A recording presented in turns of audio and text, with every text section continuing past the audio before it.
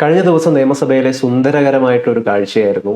G സുധാകരന് മുമ്പിൽ പോയി പിണറായി വിജയൻ വരുമ്പോൾ ജി സുധാകരൻ എഴുന്നേറ്റ് നിൽക്കുന്നു. അങ്ങോട്ടേക്ക് പോയിട്ട് ഇരുവരും ഹസ്തദാനം ചെയ്യുന്നു എന്ന് പറയുന്നു. അത് ജനാധിപത്യത്തിന്റെ വളരെ സൗന്ദര്യം നിറഞ്ഞൊരു കാഴ്ചയായിരുന്നു. ഈ ഒരു ഘട്ടത്തിലാണ് നമ്മൾ ചിന്തിച്ചു പോകുന്നത്, രാഹുൽ മാങ്കൂട്ടത്തിൽ കൂടി ആ നിയമസഭയിൽ വേണമായിരുന്നില്ലേ? അതായത് കൈ ചൂണ്ടി പിണറായിയെ വളരെ ധാർഷ്ട്യ രൂപത്തിലൊക്കെ എതിർക്കാൻ ശേഷിയുള്ളവരാരായിരുന്നു രാഹുൽ മാങ്കൂട്ടത്തിൽ. ആ രാഹുൽ മാങ്കൂട്ടത്തിൽ വലിയ വിജയം നേടിയപ്പോൾ ആ നിയമസഭയിലില്ല. പിണറായി ഇപ്പോഴും ഒരു MLA ആണ്, അദ്ദേഹം പ്രതിപക്ഷ നേതാവുമാണ്. രാഹുൽ ആരുമല്ല, ഒരു MLA പോലുമല്ല. ഈ ഒരു ഗതിയിലേക്ക് യഥാർത്ഥത്തിൽ രാഹുൽ മാങ്കൂട്ടത്തിനെ എത്തിച്ചത് എന്താണ്, എങ്ങനെയാണ്? അദ്ദേഹത്തിന് തന്നെ തെറ്റുകളാണോ?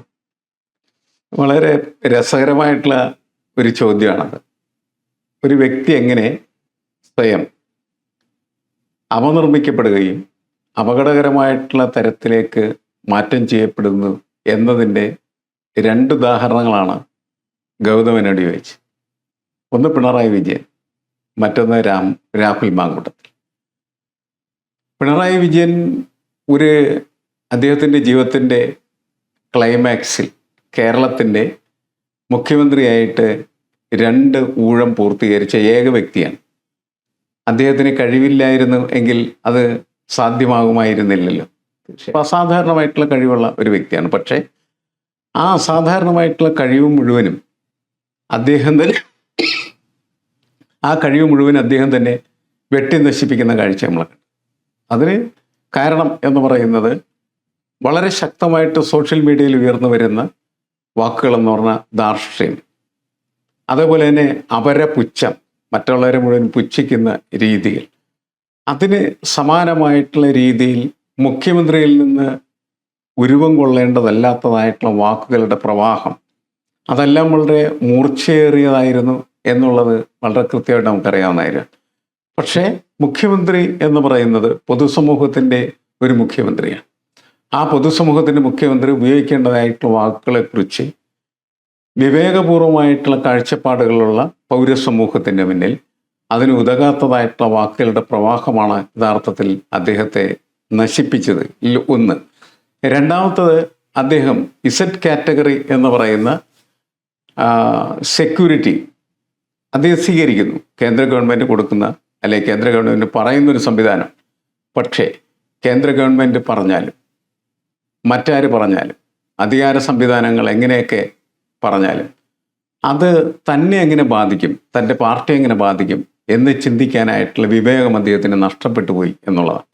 അതുകൊണ്ട് Z കാറ്റഗറി വെച്ച് അദ്ദേഹം എന്ത് ചെയ്തു? കേരളത്തിലുടനീളം സഞ്ചരിച്ചു. അതൊരു VIP കൾച്ചറായിരുന്നു. ആ VIP കൾച്ചർ എന്ന് പറഞ്ഞാൽ കേരളം വെറുക്കുന്ന കൾച്ചറാണ്. അത് പിണറായി വിജയനല്ല, VD സതീശനല്ല, ആരുപയോഗിച്ചാലും ജനം അവർ വെറുക്കും. ഇത് തിരിച്ചറിയാനായിട്ട് അദ്ദേഹത്തിന് കഴിയാതെ പോയി. ഇത് തിരിച്ചറിയാൻ കഴിയാതെ പോയതിന് സമാനമായ ഒരു കാഴ്ചയാണ് രാഹുൽ മാങ്കൂട്ടത്തിൽ എന്ന് പറയുന്ന വ്യക്തിയെന്ന് നമ്മൾ കാണുന്നു.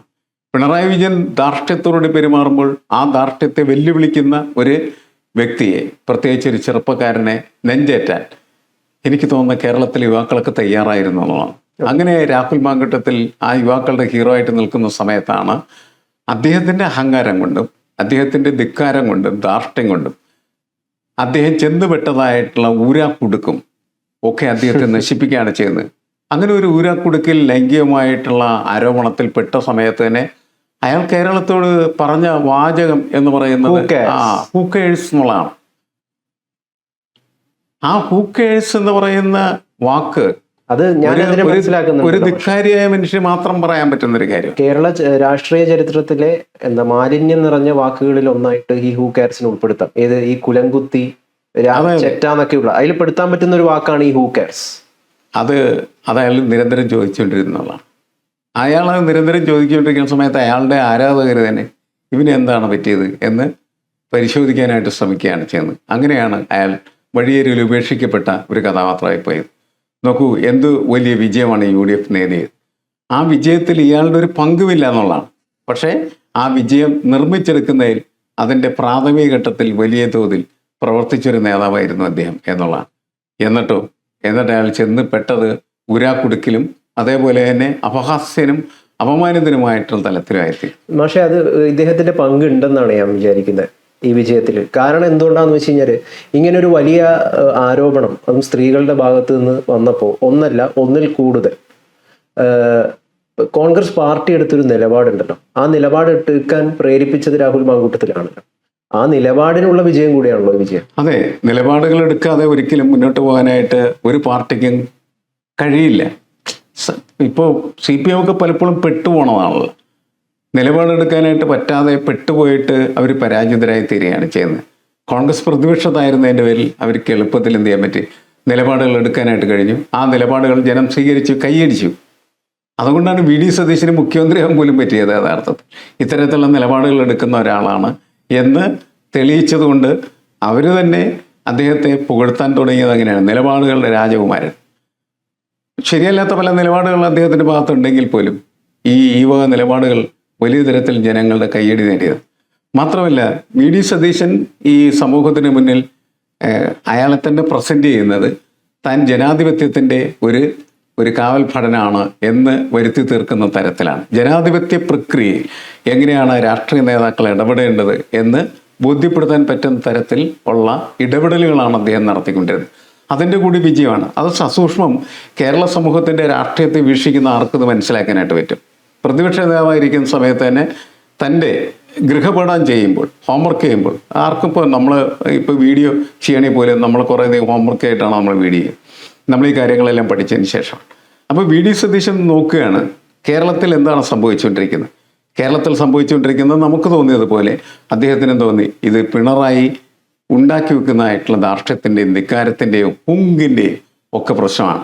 ആ ഹുങ്ക് അടിച്ചു പൊളിക്കാൻ നിൽക്കുന്ന ഒരുത്തിന് ഒരു ഹീറോയിക് വർഷിപ്പ് ഉണ്ടാവും എന്നുള്ളത് തിരിച്ചറിയാനായിട്ട് VD സതീശനെ അങ്ങനെ ആ കാര്യങ്ങൾ ചെയ്ത് നിയമസഭയിലൊക്കെ അദ്ദേഹം പ്രവർത്തിക്കുന്ന സമയത്ത് ഒറ്റക്കാര്യം അദ്ദേഹം ശ്രദ്ധിച്ചിട്ടുള്ളൂ. പിണറായിയുടെ പെടലി കടിക്കുന്ന വലിയ വാക്ശരങ്ങൾ അത് കേട്ട് ആളുകൾ കൈയടിക്കാൻ തയ്യാറാണെന്ന് അദ്ദേഹത്തിന് അറിയാമായിരുന്നു. അങ്ങനെ ജനങ്ങളെ കൊണ്ട് കൈയടിപ്പിച്ച് കൃത്യമായിട്ട് പിണറായിയുടെ ഇമേജ് അടിച്ച് പൊളിച്ച് തകർത്ത് അദ്ദേഹം മുന്നോട്ട് വരികയും അതിൽ വലിയ വിജയം നേടുകയും ചെയ്തു എന്നുള്ള. സ്വാഭാവികമായിട്ട് തന്നെ ഒരു ഗവൺമെൻറ് 5 വർഷം ഭരിക്കുന്ന സമയത്ത് കേരളത്തിൽ അവരുടെ വിപ്രവൃത്തി വന്നു. ഇവരുടെ പിണറായി സർക്കാരിൻ്റെ ഗവേണൻസ് മോശമാണെന്നുള്ള അഭിപ്രായം നടക്കുന്നത്. പക്ഷെ പിണറായി അങ്ങനെ ചെയ്തു, ഇങ്ങനെ ചെയ്തു എന്നെല്ലാം പറഞ്ഞാണ് ഈ പിണറായിക്കെതിരെ വലിയ ഒരു ജനകീയ ക്യാമ്പയിൻ തന്നെ ഉണ്ടാവുന്നത് എന്ന് നമ്മൾ മനസ്സിലായി. അത് തിരിച്ചറിയാൻ പിണറായിക്ക് അന്ന് കഴിഞ്ഞിരുന്നില്ല എന്നുള്ളതാണ്.